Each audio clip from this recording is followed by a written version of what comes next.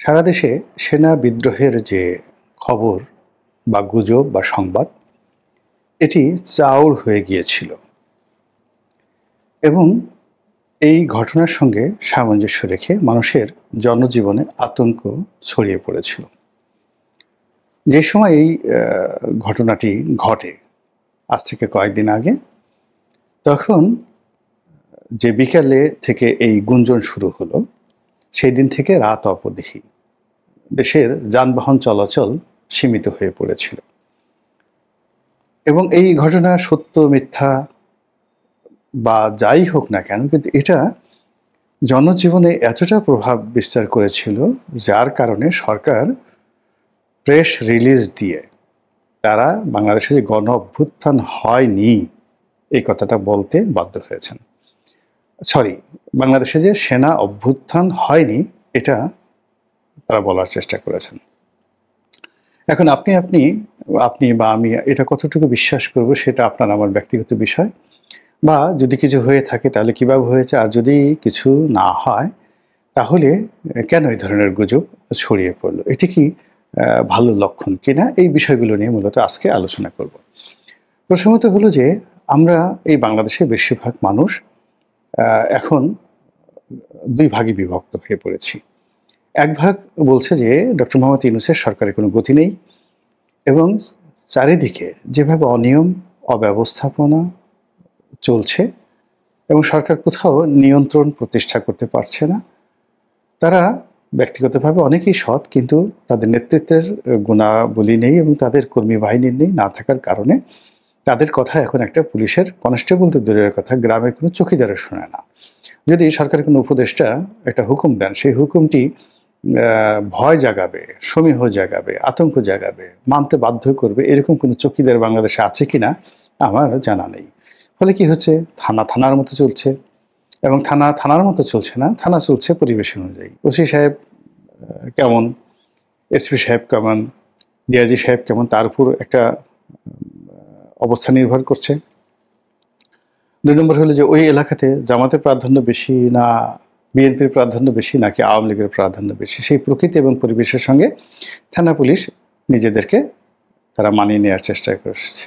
Third হলো জনগণের কে খুশি করার জন্য, সমাজে শান্তি স্থাপন করার জন্য অনেক সময় পুলিশ দেখা গেল কিছু অজনপ্রিয়, নিষ্ঠুর এবং নির্মম সিদ্ধান্ত নিয়ে থাকে, কিন্তু সেই সিদ্ধান্তগুলো এই সময়তে নেওয়াতে দূরের কথা, এই সকল ঘটনা যদি চোখের সামনে ঘটে তার অনেক পরে নিরাপদ সময়ের পরে পুলিশ সেখানে গিয়ে উপস্থিত হয়। ঢাকার বেশ কয়েকটি এলাকাতে ভীষণ রকম সন্ত্রাস চাঁদাবাজি বেড়েছে। একটি গ্রুপের নাম দেখলাম যে কবজি কাটা বাহিনী। তারা অনেক মানুষের হাতের কবজি কেটে তারপরে সেগুলো পাতিলে ভরে রাখে এবং সেই দৃশ্যগুলো তারা আবার করে কি ভিডিও করে টিকটকের মাধ্যমে তারা প্রচার করে এবং নিজেদের চাপাতি বা রামদা তারা শো করে তারা ভিডিও বানায় এবং প্রতিপক্ষকে ভয় দেখার জন্য তারা নিজেদের বাহিনী, গ্যাং বাহিনী তারা নাম দিয়েছে এবং সেই গ্যাং বাহিনীর যে প্রধান, তিনি নিজেকে বাদশাহ অর্থাৎ কিং হিসেবে ঘোষণা করে পুরো এলাকাতে তাণ্ডব চালাচ্ছেন এবং এই ধরনের ভিডিও আবার দেশের মূলধারার জনপ্রিয় গণমাধ্যম প্রচার করছে এবং সে সকল গণমাধ্যমের ইউটিউবের যে চ্যানেলে রয়েছে সেখানে কোটি কোটি মানুষ এ সকল দৃশ্য দেখছে, কিন্তু র্যাব, পুলিশ, সেনাবাহিনী নির্বিকার, একেবারে নির্বিকার। দুই নম্বর হলো যে মাঝে মধ্যে অভিযান পরিচালনা হয়, আমরা পেপার পত্রিকায় দেখি, কিন্তু কোনো অভিযানের পরেই সংশ্লিষ্ট অপরাধপ্রবণ এলাকাগুলো, যেমন ধরুন সায়দাবাদ, তারপরে উত্তরার যে 12 নম্বর সেক্টর থেকে টঙ্গী হয়ে একেবারে যাকে বলে গাজীপুর চৌরাস্তা পর্যন্ত, এরপরে আপনি যদি নারায়ণগঞ্জের 2500 যান, 2500 ইন্ডাস্ট্রিয়াল বেল্ট যেটা রয়েছে সেখান থেকে ভুলতা পর্যন্ত সেই এলাকা, এরপরে চট্টগ্রামের অনেকগুলো এলাকা, তারপরে টেকনাফের অনেকগুলো এলাকা, তারপরে কক্সবাজারের অনেকগুলো এলাকা রয়েছে। এইগুলোতে যেখানে চাঁদাবাজি করা যায়, যেখানে সীমান্ত রয়েছে, যেখানে ব্যবসা কেন্দ্র রয়েছে, প্রায় সব জায়গাতেই এরকম সন্ত্রাসী বাহিনী, ডাকাত বাহিনী, ডাকু বাহিনী গড়ে উঠেছে। এবং এদের সঙ্গে কোনো রাজনৈতিক যোগাযোগ নাই। এদের কারো নাম চাপাতি বাহিনী, কারো নাম অমুক বাহিনী, অমুক বাহিনী। তো এগুলো মানুষের জীবনকে তছনছ করে ছেড়ে দিচ্ছে। দ্বিতীয়ত যেটি হচ্ছে সেটি হলো যেখানে যেমন রাজনৈতিক দলগুলো যেখানে শক্তিশালী সেখানে রাজনৈতিক দলগুলোও কিন্তু গণহারে চাঁদাবাজি করছে এবং এটা এত নির্মম যে এই চাঁদাবাজির বিরুদ্ধে কেউ সাক্ষ্য দিতে আসছে না, কেউ বিদ্রোহ করতে পারছে না, অঝরে কান্নাকাটি করে জাতীয় অর্থনীতির সর্বনাশ ঘটাচ্ছে। অনেকে বাস্তুচ্যুত হচ্ছেন, অনেকে ব্যবসা বাণিজ্য বন্ধ করে চলে যাচ্ছেন এবং এখানেও দেশের পুলিশ প্রশাসন থেকে শুরু করে এখন যারা রয়েছেন মাঠে তাদের ওইরকম কার্যকর ভূমিকা আমরা এখন পর্যন্ত দেখিনি। এরপরে যেটি হচ্ছে সেটি হলো যে ব্যবসা বাণিজ্য। তো ব্যবসা বাণিজ্যের দুটো বিষয় থাকে, লোকাল ইনভেস্টমেন্ট থাকে আর ফরেন ইনভেস্টমেন্ট থাকে। তো লোকাল ইনভেস্টমেন্ট, ফরেন ইনভেস্টমেন্ট গত ৬ মাসে তো হয়নি, বরং অনেকগুলো বড় বড় শিল্প কলকারখানাগুলো বন্ধ হয়ে গিয়ে পুরো অর্থনীতিকে এমন একটা চাপের মধ্যে ফেলেছে। ফলে সরকারের যে গ্রাফ, সেই গ্রাফগুলো বলতে গেলে বিশ্রী রকম অসামঞ্জস্যতায় পরিপূর্ণ। দেখানো হচ্ছে এক্সপোর্ট বেড়ে গেছে। তো এক্সপোর্ট বাড়া মানে আপনার ব্যবসা বাণিজ্য ভালো হচ্ছে, নাহলে এক্সপোর্ট বিগত ১ বছরের চেয়ে বেশি হলো কী করে? আর বাস্তবে গিয়ে দেখেন যে একটার পর একটা গার্মেন্টস বন্ধ হয়ে যাচ্ছে এবং আওয়ামী লীগ সরকারের আমলে যে সকল গার্মেন্টস কোম্পানি অন অ্যাভারেজে ২০,০০০ থেকে ৩০,০০০ শ্রমিক, ৪০,০০০ শ্রমিক, এরকম অন্তত পক্ষে আমার মতো মানুষই আমি ২০ থেকে ২৫টি গার্মেন্টস বন্ধ হয়ে গেছে, এই কথাগুলো বলতে পারবো। শিল্প কলকারখানার একই অবস্থা। অর্থাৎ সব মিলিয়ে ৫ লাখ লোকের কর্মসংস্থান বন্ধ হয়ে গেছে এবং একটা সিঙ্গেল লোকের কর্মসংস্থান হয়নি, শুধুমাত্র বড় বড় যাকে বলে গ্রুপ অফ কোম্পানিজ। আর যদি ছোট ছোট দোকানদারি বলেন, ব্যবসা বাণিজ্য বলেন, এখানে যে কত লোক বেকার হয়েছে তার কোনো ইয়াত্তা নাই। এর ফলে কি হলো, আপনি সন্ধ্যার পরে ছিনতাই, রাহাজানি, তারপরে পতিতাবৃত্তি থেকে শুরু করে নানা রকম অসামাজিক কর্মকাণ্ড, জুয়া ঠুয়া, এই যেগুলো মানুষের ফ্রাস্ট্রেশনের কারণে হয়, অভাবের কারণে হয়, সেগুলো গণহারে বাড়ছে। আর ওদিকে সরকারের রিজার্ভও কিন্তু বেড়ে যাচ্ছে। তো এরকম যে বিপরীতমুখী, অর্থাৎ শেখ হাসিনার যে পতনের ২ বছর আগে এরকম সব কিছু এলোমেলো হতো। যে তথ্য, রাষ্ট্রীয় তথ্য এবং ডাটা দেখা দিত বা দেখানো হতো, সেগুলো দেখে মনে হতো যে বাংলাদেশ সিঙ্গাপুর হয়ে গেছে। কিন্তু মাঠে ময়দানে গেলে শুধুমাত্র শেখ হাসিনাকে, আওয়ামী লীগকে গালাগাল করে মানুষ দিনাতিপাত করতেন। তো সেই অবস্থাটা এখন আরও প্রকট আকার ধারণ করেছে। ফলে কি হলো, যমুনাতে বসে ডক্টর মোহাম্মদ ইউনূস এবং তার যারা লোকজন রয়েছেন তারা বগল বাজাতে পারেন, কিন্তু যারা পথে ঘাটে চলেন, সাধারণ মানুষের সঙ্গে চলেন, তারা রীতিমতো এই হাহাকারটি তারা টের পাচ্ছেন। তো এই যে টের পাওয়ার কারণে কি হচ্ছে, এই সরকারের একটা বিকল্প শক্তি সবসময় চিন্তা করে এবং আমাদের দেশে কি হয়, গণতন্ত্র যেখানে ফেইল করে সেখানে সবসময় মানুষ সামরিক শাসনকে প্রথম দিকে সবাই স্বাগত জানায়। এটা দুনিয়াতে অনেক জায়গাতে। এখন এই গত ৫ মাসে ডক্টর মোহাম্মদ ইউনূসের যে সফলতা, ব্যর্থতা, তার সঙ্গে সঙ্গে যদি একটা নির্বাচন হয়, সেই নির্বাচন হওয়ার পর যারা যারা ক্ষমতায় আসবেন সেই বড় বড় রাজনৈতিক দলগুলো এই সময়টিতে যে অস্থিরতা দেখাচ্ছে, অধৈর্য দেখাচ্ছে এবং তাদের কর্মকাণ্ডে যে সকল নেতিবাচক বিষয়াদি ফুটে উঠেছে এবং তারা যেভাবে পরস্পরের সঙ্গে ঝগড়াঝাটি করছেন এবং তাদের অসংখ্য নেতাকর্মী যেভাবে সারা বাংলাদেশের দুর্নীতি অনিয়মের সঙ্গে জড়িয়ে পড়েছেন, তাতে করে জনগণ মনে করছেন যে এই সকল ব্যবস্থার চেয়ে বোধহয় সামরিক শাসন হলে ভালো হয়। এই কথাগুলো এক শ্রেণীর মানুষ দিনে রাতে কল্পনা করে এবং সেই কল্পনার থেকেই দেখা যাচ্ছে কেউ হয়তো বলে ফেলেছে যে সামরিক অভ্যুত্থান হয়ে গেছে, ওটা হয়ে গেছে এবং সেই অনুযায়ী সারা বাংলাদেশ নাচানাচি শুরু করলো। এখন এটার ইম্প্যাক্ট কী? প্রথমত এরকম, এটা ধরেন একেবারে অ্যাবসলিউটলি মিথ্যা। এটার ভবিষ্যৎ যে কী, ভবিষ্যৎ কিন্তু খুবই খারাপ। ভবিষ্যৎ খারাপ হলো যে গাছের পাতা নড়ে চড়ে বন্ধুর কথা মনে পড়ে, গাছের পাতা নড়ে চড়ে আপনার কথা মনে পড়ে। আমরা ছোটোবেলায় এই ধরনের কবিতা দিয়ে স্বামী স্ত্রীকে চিঠি দিত, স্ত্রী স্বামীকে চিঠি দিত। তো সেই জিনিসটা হলো যে মানুষের মুখ দিয়ে যে কোনোভাবেই যে কথা বের হয়, সেই কথা প্রকৃতি ঘটিয়ে দেয়। আবার মানুষ যে কথা মুখ দিয়ে বলে, নিজের অজান্তে অন্তরে সেই বিষয়গুলো নিয়ে মানুষের মনে একটা ভয় থাকে, প্রচণ্ড রকম একটা ভয় থাকে। আপনি দেখুন, শেখ হাসিনার দুটো ভয় ছিল। প্রথম ভয় ছিল যে সেনাবাহিনী তার সঙ্গে বিট্রে করতে পারে। তো এই জন্য তিনি সেনাবাহিনীর বিকল্প পুলিশ বাহিনীকে শক্তিশালী করার চেষ্টা করেছেন। এবং আমরা এখন জানতে পারছি, দেখতে পাচ্ছি যে পুলিশের হাতে এমন সব মারণাস্ত্র ছিল যেগুলো সেনাবাহিনীর হাতেও ছিল না। কিন্তু দেখুন, এই যে সেনাবাহিনীকে তিনি ভয় পেতেন এবং সেনাবাহিনীকে ধ্বংস করার জন্য তিনি এমন কতগুলো সিদ্ধান্ত নিয়েছেন যেগুলো আপাত দৃষ্টিতে মনে হবে সেনাবাহিনীর জন্য তিনি অনেক কিছু করেছেন।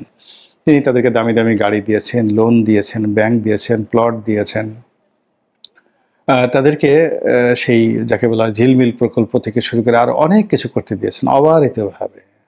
আর ৩ বেলা খাবার দিয়েছেন, বেল্ট পরার বাধ্যবাধকতা বাদ দিয়েছেন। ফলে বৃত্ত এবং বিলাসে তারা অলস হয়ে এই বাংলাদেশ সেনাবাহিনীর যে গৌরবোজ্জ্বল ভূমিকা ধ্বংস করবে, এটি বোঝার মতো প্রফেশনাল যে কর্মকর্তা যে আর্মিতে নেই, এটা কিন্তু বলা যায় না। ফলে অনেকে নগদ নারায়ণ পেয়ে খুব খুশি হয়েছে, কিন্তু বেশিরভাগ লোক কিন্তু তারা বিরক্ত হয়েছেন। তার সঙ্গে সঙ্গে সেনাবাহিনীর মধ্যে দলীয়করণ থেকে শুরু করে আওয়ামী লীগের জয় বাংলা সেখানে চালু করার চেষ্টা, এই জিনিসগুলো সেখানে নেতিবাচক প্রতিক্রিয়া তৈরি করেছে। কিন্তু শেখ হাসিনা সেটা বুঝতে পারেনি। সে মনে করে তার প্রকল্পগুলো সফল হয়েছে এবং শেখ হাসিনা সেনাবাহিনীকে নিয়ে যে ভয় করেছে, সেই ভয়টাই তার জীবনে বাস্তবে ঘটে গেছে। এবং এখানে আরেকটি কথা, তোমারে বুঝিবে যে গোকুলে বাড়িছে সে।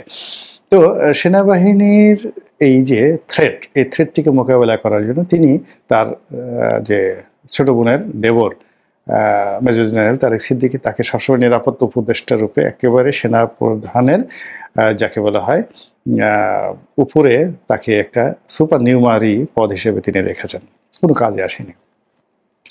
তিনি খুঁজে খুঁজে তার খুব একেবারে 100% বিশ্বস্ত এবং মনে হয়েছে কোনো অবস্থাতেই এরা তার বাইরে যাবে না এবং তাদের সঙ্গে আওয়ামী লীগের রাজনীতির কোনো সংযোগ আছে কিনা এরকম লোকদেরকে খুঁজে খুঁজে এনে তিনি বিভিন্ন বড় বড় পদ পদবি থেকে একেবারে সেনাপ্রধান পর্যন্ত, ডিজি পর্যন্ত সেই জায়গাগুলোতে বসিয়েছেন। অথবা এই সকল পদে যে বসে যারা শেখ হাসিনাকে কনফার্ম করতে পেরেছে যে তারা 100% এখানে যাকে বলা হয়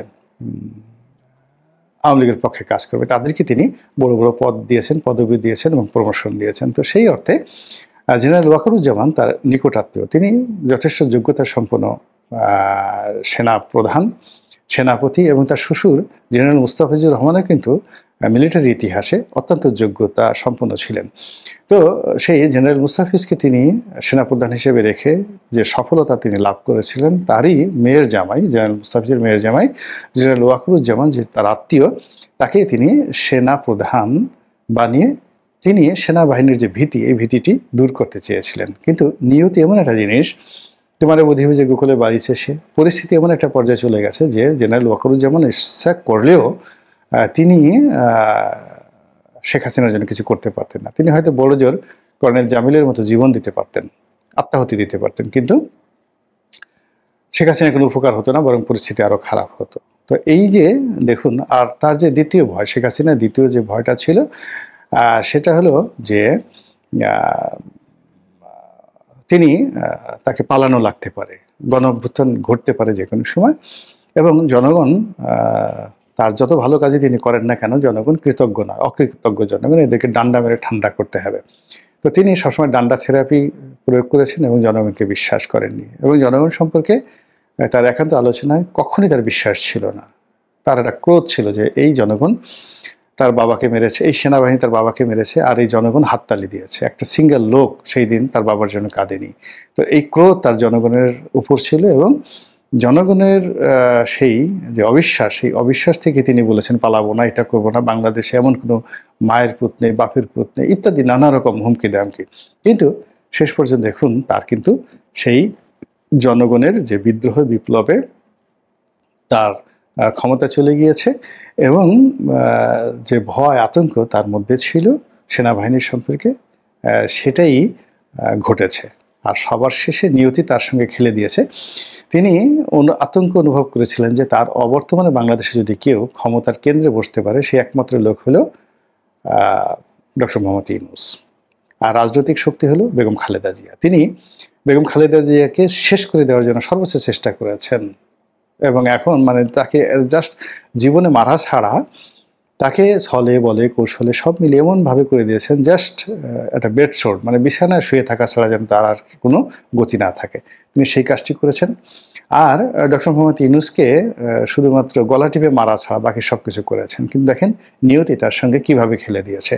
এই দুজনের যে বর্তমান অবস্থা এটা দেখলেই বুঝতে পারবেন। তো একইভাবে বর্তমান এই সরকারের সময় যে সকল গুজব হচ্ছে, অর্থাৎ আরেকটি তত্ত্বাবধায়ক সরকার গুজব হচ্ছে, একটা সেনা বিদ্রোহের গুজব হচ্ছে, বা সেনাবাহিনী ক্ষমতা নেবে, এই ইউনূস ক্ষমতা থাকবে না, এই যে মানুষের মুখে যে কথাগুলো, এগুলো কিন্তু প্রথমে হৃদয়ের মধ্যে আসে এই আকুতিগুলো, এবং হৃদয়ের মধ্যে সেই আকুতিগুলো ঘুরপাক খায় এবং একটা সময় মুখ থেকে বের হয়ে যায়, এবং মুখ থেকে বের হতে হতে হতে হতে যখন এগুলো খুব পপুলার হয়ে যায়, ইউজুয়াল হয়ে যায়, তখনই কিন্তু প্রকৃতি এই জিনিসগুলো খেলে দেয়।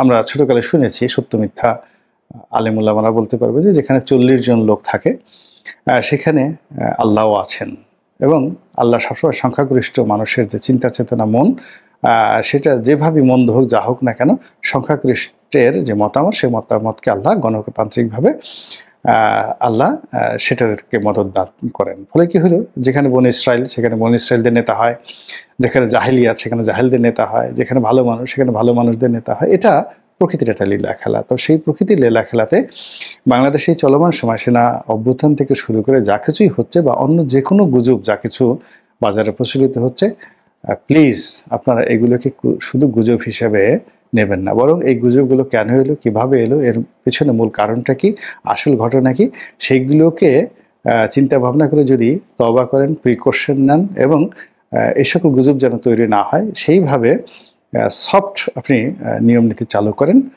তাহলে হয়তো আপনি এর থেকে রক্ষা পেলেও পেতে পারেন। আল্লাহ আমাদের সবাইকে হেদায়েত দান করুন।